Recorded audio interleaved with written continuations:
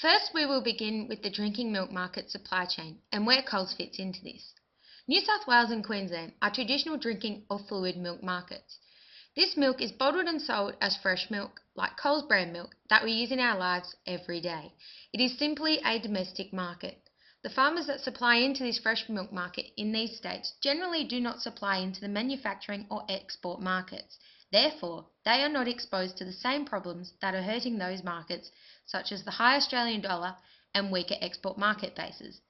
We are not blaming you for this, Coles. We are not blaming you for the increase in input costs. However, we do want you to stop denying that you do not have a role in the price farmers supplying the fluid milk market are getting at the farm gate, because, Coles, you are having an impact on farmer margins and their ability to operate profitably and sustainably. Let's start with the farmer and his cows. The cows get milked every day, with their milk being stored on farm to eventually be picked up by the processor.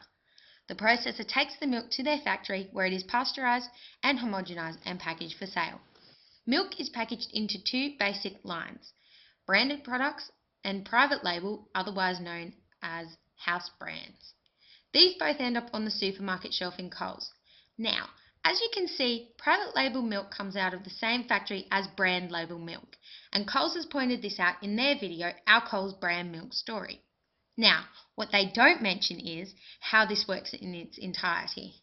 Every 2 years, Coles gets processors to bid for contracts to have the privilege of supplying them for their private label milk.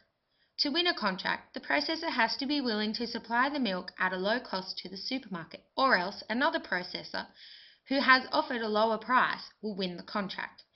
Decreasing shelf space for these branded products has seen an increase in competition for these contracts to enable them to continue to process their suppliers' milk.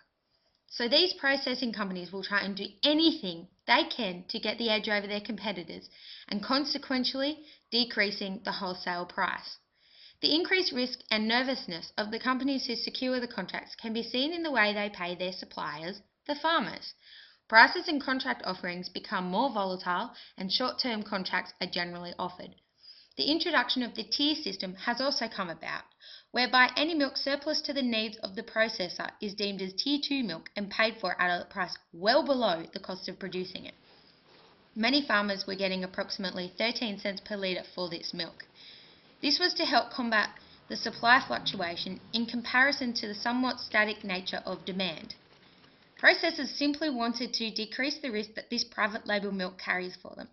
Ultimately, it is the farmer that loses out, as he is on the end of a supply chain that he has no control of.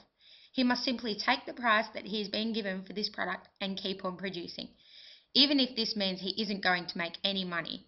After all, the cows cannot simply switch off and stop producing their milk when the money is not coming in.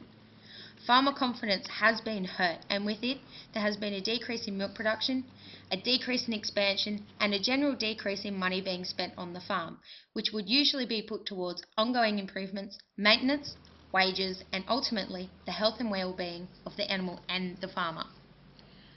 So when you go in and buy your milk, your decision does affect the farmer, and Coles does and has had an impact on the dairy industry and farm gate prices, despite their denial. Increased private label sales have led to decreased branded product sales across the board. Processors use these branded product sales to compensate for the low prices they have to sell their milk to the supermarket private labels for. So decreased sales of branded products means there are lower margins for processors, increased pressure on operation, and ultimately a lower farm gate price paid to farmers. The milk that Coles sells is naturally sold with a larger margin, as they don't have to spend money on marketing such as fancy packaging, as the cheap price is what makes it attractive to you, the consumer. They also don't have to counteract the increasing margin between retail prices of branded and private label products. Coles may not be paying processors less for the milk they supply them with, and no, they do not pay the farmer, but they do ultimately control the supply chain. They put a squeeze on the processor, who has to pay the farmer at the end of it all. Also, they can fill their greedy corporate pockets and increase profit levels and statistics. So Coles, do you really support Aussie farmers? Because to me, it's obvious that you don't really give a buck.